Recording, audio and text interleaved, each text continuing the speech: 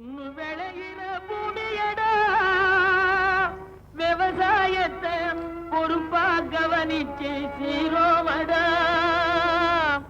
உண்மையா உழைக்கிற நமக்கு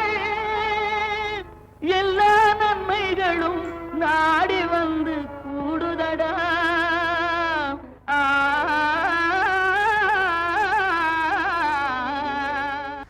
மாத்தியூசிச்சங்க பகுதியில் சிறு தானியங்களில் மதிப்பு கூட்டப்பட்ட பொருட்களை பற்றி விளக்குகிறார் நாமக்கல் மாவட்டம் முத்துக்காப்பாடியை சேர்ந்த ஆர் பொன்மணி. தானியங்களில் நெல், கோதுமை போன்றவற்றையே நாம் பெரும்பாலும் அதிகமாக உட்கொண்டு வருகின்றோம். சிறு தானியங்களான சோளம், கம்பு, கேழ்வரகு, சாமை, வரகு, குதிரைவாலி, திணை, பனிவரகு போன்றவற்றை நாம் உட்கொள்வதில் கவனம் செலுத்துவதில்லை. நமது முன்னோர்கள் பின்வரும் சந்ததியினருக்காகவே சிரத்தை எடுத்து பாதுகாக்கப்பட்டவை இவைகளின் அருமை பெருமைகளை கேட்டபோது, என்னுடைய பெயர் ஆர் பொன்மணி, முத்துக்காப்பட்டி, எருமுப்பட்டி வட்டாரம், நாமக்கல் மாவட்டம். நாங்கள் இப்போது 20 பேர் கொண்ட சுய உதவிக்குழு ஒன்று ஆரம்பிச்சிருக்கிறோம். இந்திய பாரம்பரிய சமையற்கூடம் அப்படிங்கிற பேரில். இதனோட வழிகாட்டி நாமக்கல் கேவிகே. இந்த நிலையத்திலிருந்து எங்களுக்கு சிறுதானியங்கள் மூலம் ஊட்டச்சத்து தயாரிக்கலாம். கம்பு, கேழ்வரகு, சாமை, திணையிலிருந்து வேறுபட்ட பொருள்களை தயாரித்து மனித பயன்பாட்டுக்கு கொடுக்கலான்னு சொன்னாங்க. எங்களுக்கு ஆரம்பத்தில் இது விற்குமோ விற்காதோ அப்படிங்கிற ஒரு எண்ணம் இருந்துச்சு. இருந்தபோதும் அந்த துறையில் இறங்கி நல்லா செஞ்சதுனால 3 மாத காலத்தில் நாமக்கல் கேவிகேவுக்கு ஏறத்தால் ஒரு 15,000 ரூபாய்க்கு நாங்கள் வேல்யூ ஆடட் பொருளை நாங்கள் கொடுத்துட்டோம். இப்போ கம்பாவோ சோளமாவோ கொடுத்தோம்னா அதை இடித்து போட்டு சாப்பிட்றதுக்கு மக்கள் தயங்குறாங்க. அதை ஒரு லடா மற்றபடிக்கு ஒரு கஞ்சியாக மால்ட்டாக செஞ்சு மாற்று பொருளாக, அதாவது மதிப்பு கூட்டப்பட்ட பொருளாக செஞ்சு நாம் கொடுக்கும் பொழுது மக்கள் விரும்பி சாப்பிட்றாங்க. இதனோட உள்ளே வந்ததுக்கப்புறம் தான் தெரியுது இதனோட வேல்யூ எவ்வளோ இருக்குது, இழுவைத்தன்மை, அதாவது விற்பனை திறன் எவ்வளோ இருக்குன்னு உள்ளே வந்ததுக்கப்புறம் தான் எங்களுக்கு தெரியுது. நாங்கள் இந்த விற்பனை துறையில் முழு மூச்சாக இப்போ இறங்கிட்டோம். இப்போது இந்த கேழ்வரகுல பார்த்திங்கன்னா கால்சியம் சத்து 8% இருக்குதுங்க. இப்போ முன்னெல்லாம் பார்த்தீங்கன்னா 90 வயசானவங்க கூட அப்படியே நடந்து போவாங்க. கால்சியம் சத்து இல்லாத எலும்பு உடஞ்சி கீழே விழுந்து இறந்து போயிடுவாங்க. இப்போ அந்த குறைபாட்டுக்கெல்லாம் இதில் இடம் இல்லைங்க. ஏன்னா அந்த சிறுதானியங்கள் சாப்பிடும் பொழுது 8% சத்து இருக்குது. மற்றபடிக்கு எல்லாமே, அதாவது பல் இடுக்குகளில் வர்ற கிருமிகளுக்கு கூட இதில் மருந்து இருக்கிறதாக சொல்கிறாங்க. அந்த வகையில் இது சிறுதானியங்கள் எல்லாமே விரும்பி சாப்பிடக்கூடிய உணவுங்க. இப்போ எல்லா சிறுதானியங்களிலிருந்தும் நிறைய மதிப்பு கூட்டப்பட்ட பொருள் செய்யலாங்க. குறிப்பாக இப்போ சோளத்துலேருந்து மட்டும் ஒன்று சொல்கிறேங்க. சோள வடை, சோள முறுக்கு, சோள அடை தோசை, சோளம் மால்ட்டு, சோளம் கஞ்சி, சோளம் லட்டு, இப்படி பல பொருட்கள் செய்யலாங்க. ஏறத்தாழ எல்லா விவசாயிகளும் இந்த மாதிரி மதிப்பு கூட்டப்பட்ட பொருளாக செஞ்சு சாதனை விவசாயிகளாக மாறலாங்க. முன்பெல்லாம் ஏற்கலப்பையை கொண்டுதான் நாம் உழவு செய்தோம். ஆனால் இப்பொழுதோ தொழில்நுட்பத்தின் துணை கொண்டு நாம் வேளாண்மையை மேம்பட செய்கிறோம். அதில் ஒன்றுதான் நேரடி நெல் விதைப்பு தொழில்நுட்பம். விதைப்பதற்கு தயாரான பதப்படுத்தப்பட்ட நிலத்தில் இயந்திரத்தை கொண்டு நெல்களை சீராகவும் நேராகவும் வரிசையாகவும் நடப்படுகின்றன. இதனை பற்றி விளக்க வருகிறார் கிருஷ்ணகிரி மாவட்டம் பையூர் மண்டல வேளாண் ஆராய்ச்சி நிலையத்தின் தலைவர் மற்றும் பேராசிரியர் முனைவர் MN புத்தர் அவர்கள்.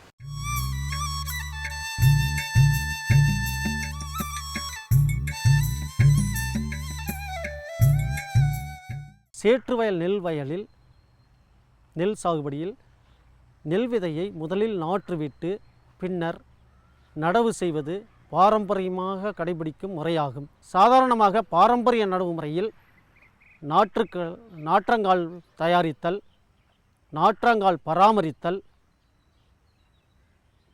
நாற்றை பறித்தல், அதனை கட்டுதல், நாற்றை எடுத்து செல்லுதல் நடவு வயலுக்கு மற்றும் வீசுதல், அடுத்து நடுதல் ஆகிய பணிகளுக்கு மற்றும் சுமார் 45 to 50 விழுக்காடு சாகுபடி செலவு ஆகிறது என்று கணக்கிடப்பட்டுள்ளது. ஆகவே இந்த சூழ்நிலையில் ஆள் பற்றாக்குறையை சமாளிக்க தமிழ்நாடு வேளாண்மை பல்கலைக்கழகம் நேரடி நெல் விதைப்பு முறையை கண்டுபிடித்து பெரும்பாலான விவசாயிகள் அனைத்து மாவட்டங்களிலும் இதை பயன்படுத்தி வருகின்றனர். இதற்கு விதையளவாக ஒரு ஏக்கராவுக்கு 10 கிலோ விதை தேவைப்படுகிறது. இந்த 10 கிலோ விதையை முதலில் முளைப்பு கட்டிய விதையாக நாம் தயாரிக்க வேண்டும். முளைப்பு கட்டிய விதையை தயாரிப்பதற்கு தேவையான விதையை எடுத்துக்கொண்டு 24 மணி நேரம் தண்ணீரில் ஊற வைக்க வேண்டும். ஊற வைக்கும்போது தண்ணீரில் 200 கிராம், அதாவது ஒரு பேக்கெட் என்ற அளவை கொண்ட 200 கிராம் அசோஸ்பைரிலத்தையும் 200 கிராம் பாஸ்போபாக்டீரியாவையும் அந்த தண்ணீரில் கலப்பதால் வாலிப்பான நாற்றுக்கள் நமக்கு கிடைப்பதற்கு ஏதுவாகிறது. அடுத்து இந்த தண்ணீரில் ஊற வைத்த விதைகளை எடுத்து வைக்கோலில் கவர் செய்து அதை இருட்டறையில் வைப்பதன் மூலம் முளைப்பு கட்டிய விதை நமக்கு தயாராகிறது. இந்த முளைப்பு கட்டிய விதையை சரியான தருணத்தில் பயன்படுத்த வேண்டும். அதிக முளைப்பு தென்பட்டால் நேரடி நெல் விதைப்பு கருவியில் உள்ள துவாரத்தில் சிக்கி விதைப்பது கடினமாகும். ஆகவே தக்க தருணத்தில் விதைப்பது நல்லது. நீங்கள் பார்ப்பது தான் நேரடி நெல் விதைப்பு கருவி. இதில் 2 சக்கரமும் 4 விதைப்பெட்டிகளும் ஒரு கைப்பிடியும் உள்ளது. இந்த கைப்பிடி முன்னும் பின்னும் நகர்த்தி மாற்றிக்கொள்ளலாம். இந்த விதைப்பெட்டியில் ஒவ்வொரு விதைப்பெட்டிக்கும் கதவு பொருத்தப்பட்டுள்ளது. இந்த விதைப்பெட்டியில் விதையை 2/3 பங்கு அல்லது பாதி அளவுக்கு மட்டுமே நிரப்ப வேண்டும். நிரப்பிய விதையை நிரப்பிய பின் அனைத்து பெட்டிகளிலும் கதவி இறுக மூட வேண்டும். நிலம் தயாரிப்பதில் முதலில் கோடை உழவு செய்து மண்ணும் அதிலிருந்த களைகளும் நன்றாக மக்கும்படி செய்ய வேண்டும். அடுத்து வரப்பில் உள்ள பொந்துக்கள் எல்லாவற்றையும் அடைக்க வேண்டும்.